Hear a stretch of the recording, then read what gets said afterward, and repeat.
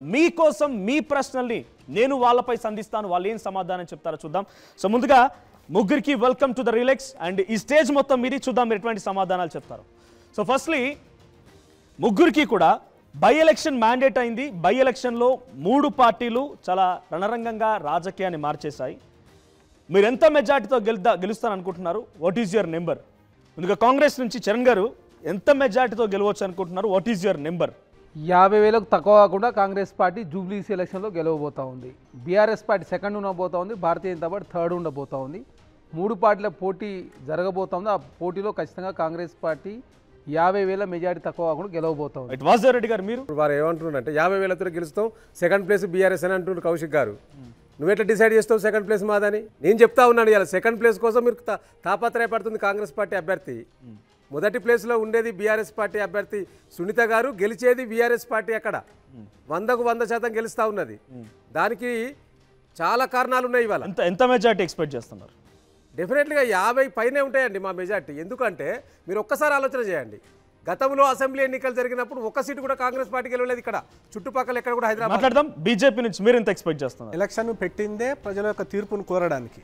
నాకు ఇంత మెజారిటీ వస్తుంది, లేకపోతే వాళ్ళు మొదటి స్థానంలో ఉంటారు, నేను 2వ స్థానంలో ఉంటారు, మీరు 3వ స్థానంలో ఉంటారు, నేను చెప్పేదానికి మనకు ఎటువంటి అవకాశం లేదు. ప్రజా తీర్పు అనేటువంటిది బ్యాలెట్లో పడిన తర్వాత మనకు తెలుస్తుంది. సో ఎవరు ఎన్ని ఓట్లతోటి గెలుస్తారు, లేకపోతే ఎవరు ఏ స్థానంలో ఉంటారనేటువంటిది బ్యాలెట్ బాక్స్ ఓపెన్ చేసిన తర్వాత నవంబర్ 14వ తారీఖు నాడు తెలుస్తుంది.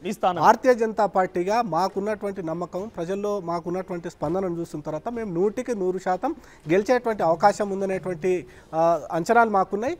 గెలవడానికి కావాల్సినటువంటి అన్ని రకాలైనటువంటి ప్రయత్నాలు భారతీయ జనతా పార్టీ కార్యకర్తలుగా, నాయకులు అందరిగా చేస్తా ఉన్నాం.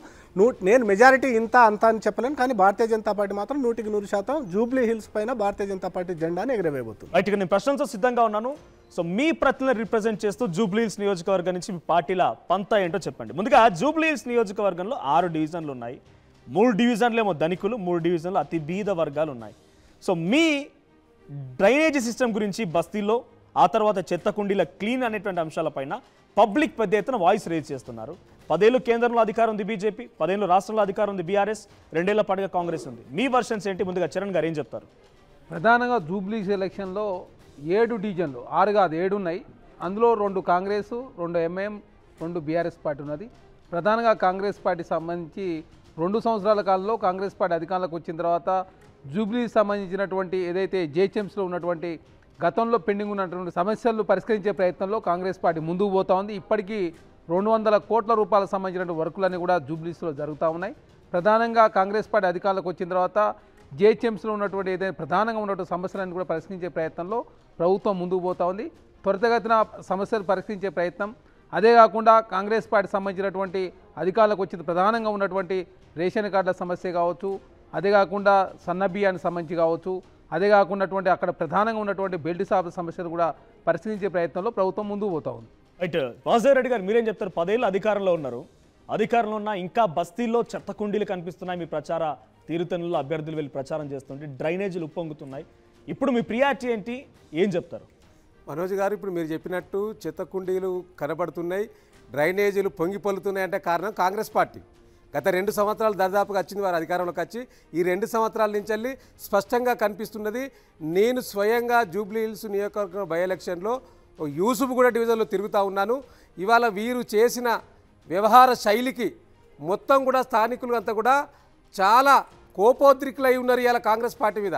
ఎందుకు చెప్తా ఉన్నానంటే 2 ఏళ్ళు 10 ఏళ్ళు వ్యత్యాసం. నేను ఏమంటున్నానంటే రెండేండ్లు వీరిది, 10 ఏళ్లలో మేము ఆనాడు జిహెచ్ఎంసీలో 100కు 100% 99 సీట్లు గెలుచుకోవడమే కాకుండా ఇవాళ నగరాన్ని అద్భుతంగా తయారు చేసినాం.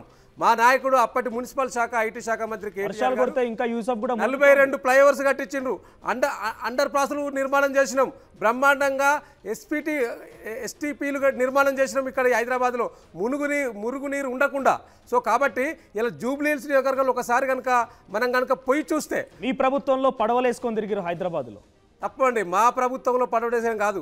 గత ప్రభుత్వాలు ఏలిన సందర్భంగా వారు పాలన మీద దృష్టి పెట్టకుండా ఇక్కడ తెలంగాణ పైన, ముఖ్యంగా హైదరాబాద్ నగరాన్ని విస్మరించడం వల్ల మేము వచ్చిన 10 సంవత్సరాలలో బ్రహ్మాండంగా ఆ ఎస్టీపీల నిర్మాణం చేసి భవిష్యత్తులో పెద్ద ఎత్తున వర్షాలు వస్తే ఆ ఇబ్బంది కలగకుండా దాన్ని మొత్తం కూడా కార్యాచరణ చేసుకొని ముందుకెళ్ళింది మేము. ఇప్పటికీ మళ్ళీ మేము వస్తే నెరవేరుస్తామనే హామీనే మీ అభ్యర్థులు ఇస్తున్నారు. డెఫినెట్లీ ఇలా మేము చేసినాం కదండి.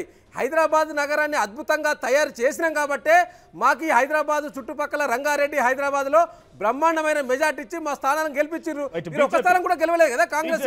బీజేపీ సోలంకి శ్రీనివాస్ గారు, సో డ్రైనేజీలు చెత్త కుండీలు ఎక్కడ చూసినా దర్శనం ఇస్తున్నాయి. ఏ అభ్యర్థి వెళ్ళి ప్రచారాలు చేసినా దాని చుట్టూనే చేస్తున్నారు, అక్కడే చేస్తున్నారు. 10 ఏళ్ళు కేంద్రంలో అధికారంలో ఉన్న మీ పార్టీ ఏం చేస్తున్నారు, ఏం చేయాలనుకుంటున్నారు?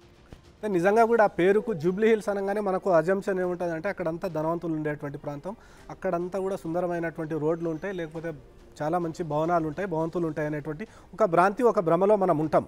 కానీ ఇప్పుడు ఈ ఎన్నికల సందర్భంగా ప్రచారంలో తిరుగుతున్నటువంటి మనకు కావచ్చు, మనం ఇదే ప్రాంతంలో ఉన్నాం, జూబ్లీ హిల్స్ నియోజకవర్గం సరిహద్దు ప్రాంతాలలో ఉన్నాం కదా. మీరు వెళ్ళి చూసినా లేకపోతే మన టీవీకి సంబంధించినటువంటి కెమెరాలను పంపించినా కూడా ఏ కాలనీలోని ఏ రోడ్డు పైన కూడా మురికి నీరు ప్రవాహం లేకుండా లేదు, లేకపోతే గుంత లేనటువంటి రోడ్డులు లేవు, లేకపోతే అస్తవ్యస్తమైనటువంటి ట్రాఫిక్ నిర్వహణ లేదు. కాబట్టి ఇటువంటి సందర్భంలో నిజానికి 10 ఏళ్ల పాటు టీఆర్ఎస్ అధికారంలో ఉన్నటువంటి టీఆర్ఎస్ పార్టీ కావచ్చు, 2 ఏళ్ల పాటు ఈ గత 2 సంవత్సరాలుగా అధికారంలో ఉన్నటువంటి కాంగ్రెస్ పార్టీ ఏం చేసిందనేటువంటి చర్చ 100% వస్తుంది. కానీ మీరు అడిగినటువంటి ప్రశ్న, కేంద్రంలో భారతీయ జనతా పార్టీ ఉంది, మరి మీరేం చేశారనేటువంటి ప్రశ్న అడిగినప్పుడు నిజానికి మీరు ఒకవేళ పబ్లిక్ని వెళ్ళి చూసినట్లయితే అక్కడ ఉన్నటువంటి పబ్లిక్ తోటి మమేకమయ్యేటువంటి సందర్భంలో నిజానికి ఇక్కడ ఉన్నటువంటి స్థానిక ఎంపీ లేకపోతే కేంద్ర మంత్రివర్యులు కిషన్ రెడ్డి గారి యొక్క ప్రత్యేకమైనటువంటి చొరవతోటే ఈ నియోజకవర్గంలో ఎంతో కొంత అభివృద్ధి కావచ్చు, ఎంతో కొంత అక్కడ ప్రజల హైదరాబాద్ పార్లమెంటరీ సభ్యుడిగా ఉన్నటువంటి కిషన్ రెడ్డి కేవలం అంబర్పేటకు మాత్రమే పార్లమెంటరీ సభ్యుడా, జూబ్లీ హిల్స్కి కూడా? అందుకు అదే చెప్తా ఉన్నా నేను, అదే చెప్తా ఉన్నా, మీరు ఇంటరప్ట్ చేశారు.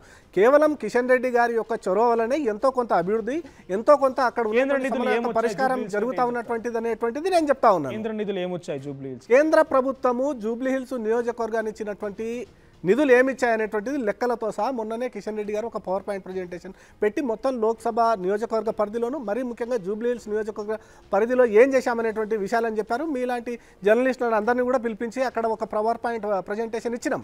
సో దాన్ని ప్రజలు నమ్ముతున్నారు. కాబట్టి భారతీయ జనతా పార్టీ గెలుస్తుందనేటువంటి ఒక అంచనా మాకున్నది. దాంట్లో భాగంగానే ప్రజల దగ్గరికి వెళ్ళేటువంటి క్రమంలో కొన్నిసార్లు ఎట్లుంటుందంటే ఇక్కడ ప్రధానంగా కిషన్ రెడ్డి గారు కనీసం నవోదయ స్కూల్ కూడా తీసుకురాని పరిస్థితిలో సికింద్రాబాద్ పార్లమెంటు కొట్టుమిట్టాడుతూ ఉంది. కాబట్టి మొన్న జరిగినటువంటి ఎంపీ ఎలక్షన్లో కాంగ్రెస్ పార్టీకి 89,000 ఓట్లు జూబ్లీస్లో వచ్చిన మాట వాస్తవం.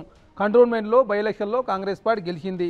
సికింద్రాబాద్ పార్లమెంట్లో బీఆర్ఎస్ పార్టీ 3rd, మల్కాయి పార్లమెంట్లో 3rd, కంటోన్మెంట్ సిట్టింగ్ స్థానం ఓడిపోయారు. మల్కాయి పార్లమెంట్లో 3rd వచ్చింది. అదే కాకుండా 10 సంవత్సరాల కాలంలో బీఆర్ఎస్ పార్టీ ఏం చేయలేదు కాబట్టి వాళ్ళ పర్ఫార్మెన్స్ తెలిసిపోయింది హైదరాబాద్ ప్రజలకు.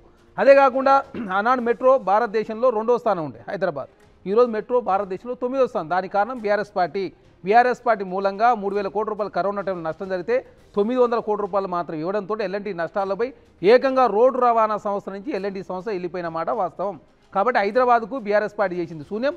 భారతీయ జనతా పార్టీ కిషన్ రెడ్డి గారు కేంద్ర మంత్రిగా ఉండి కనీసం సికింద్రాబాద్కు కనీసం నవోదయ స్కూల్ కూడా తీసుకురాని పరిస్థితిలో ఉన్నది. కాబట్టి హైదరాబాద్ ప్రజలు గమనిస్తున్నారు. ఇప్పుడు కౌశిక్ గారు ఏం చెప్తున్నారంటే హైదరాబాద్ నగరానికి చేసింది ఏం లేదంటాడు. ముక్కులో వేలేసుకుంటారు నీ మాటలు వింటా అంటే జనం. ఎందుకంటే దానికి ప్రధాన తీర్పు ఉన్నది కదా, ప్రజా తీర్పు కళ్ళ ముందు కనిపిస్తున్నది కదా మనోజ్ గారు. హైదరాబాద్లో మొత్తం చుట్టుపక్కల 26 అసెంబ్లీ స్థానాలు ఉంటే ఒక్క స్థానం కూడా గెలవలేదు కదా. ఇక మీరు హైదరాబాద్ నగరానికి ఏం చేయలేదంటే ఎట్లా? ఇలా హైదరాబాద్ నగరం మీరేం చేసిండ్రు ఈ 2 సంవత్సరాల్లో? చర్చకు సిద్ధమా? మనోజ్ గారు 11 ఏళ్ళు ఇది తెలంగాణ రాష్ట్రం ఏర్పడి 11 ఏళ్లలో